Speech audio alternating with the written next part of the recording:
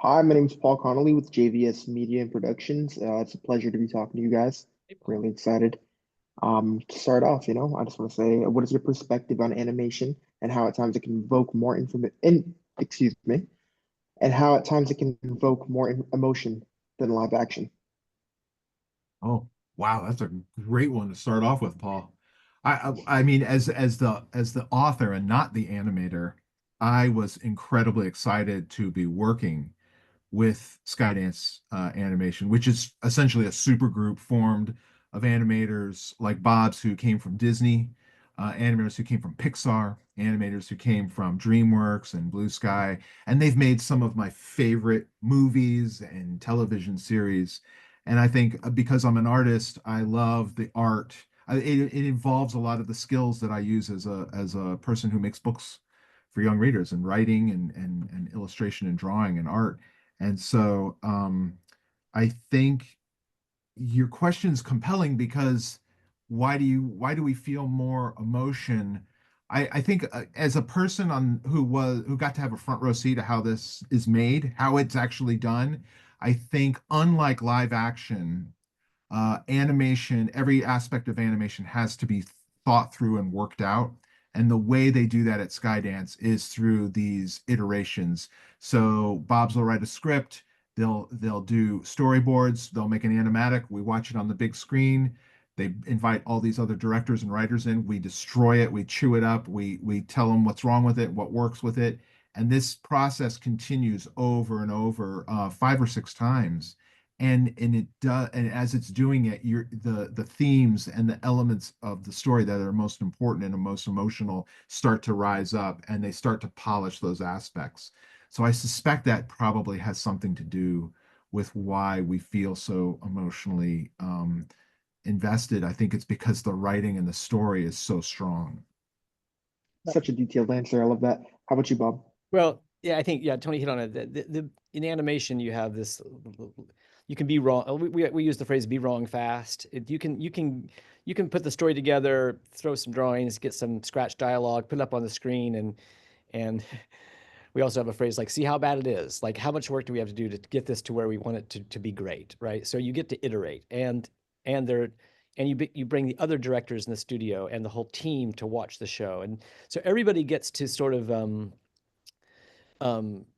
we get to test it multiple times to see if if there's a feeling, if there's an authentic feeling coming from it, and is the story working? And so that's one of the lovely things about animation, and also then the actors we record. I think we had almost 1,500 recording sessions for the show over the course of making the seasons, and we get to bring the actors in again, and now maybe this time we get to show them picture, and before we were working just off a script, but now we have some picture, and all your great actors are like, I want to do that again. Oh, I didn't realize it was going to look exactly like that. So you get to, when you're watching the show, you're seeing the seventh, eighth, ninth version of the episode, Yeah, and so we have more bites at the apple. yeah.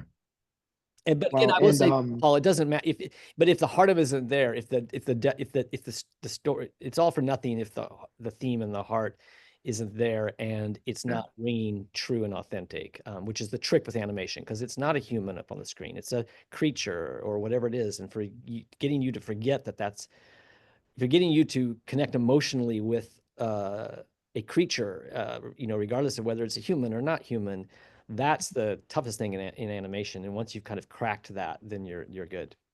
Yeah. wow, thanks. You guys are both giving me, just some good stuff. So I appreciate that.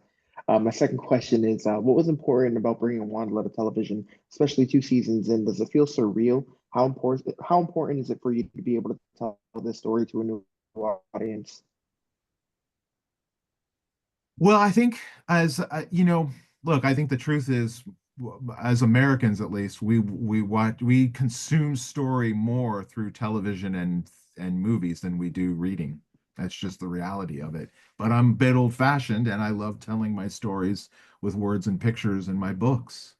And so I think it's what's really exciting for me is the alchemy that's involved in transmuting a book, words and pictures, into, moving characters and vocal performances and lighting and camera and soundtrack and stuff. That's super exciting. And it's also incredibly challenging.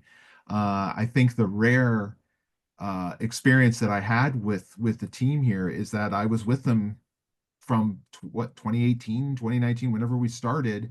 I was in the room working with this team for during the entire duration of the production. I sat in on many of the vocal recordings with Bob's and story meetings, and we reviewed the art, and even when the animation or the designs or the characters deviated from the books, we had a conversation about it. It wasn't just like, here's what we're doing, you got to live with it. It was like, here's what we think we need to do, and here's why, and let's talk it through. And it's so incredibly rare to have that experience. And I think that the series is richer for it.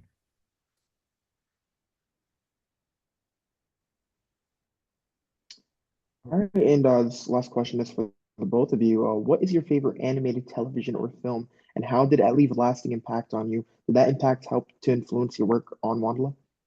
That's a good one too. Man, you got the good ones, Paul. Bob's, you want to do it first? I'm trying, man. I think one of the most impactful movies for me is Dumbo, because it came at a time when the studio had been making a lot of Disney studios had been making a lot of large films, and they needed to sort of scale down, and so they scaled down and they focused on emotion. And not that it wasn't like obviously emotion in previous films, but they really focused on the emotion. And so it's all for nothing. You can make something look gorgeous and beautiful, but if you don't care, what's the point? And so so Dumbo was always influential in the sense of how it doesn't shy away from hard emotions. Yeah, it's a family film, but it's tragic and scary and hard to watch and asks questions. And so and I think Tony's book provided all of those things. It's not black and white. It's gray. And so anytime you can explore emotion deeply, it makes for a richer experience no matter what the medium. I think as an artist, I've grown up loving animation from since I was a kid, from Disney to anime. I think if I could connect one animated feature to directly to Wandla, it would be the Iron Giant.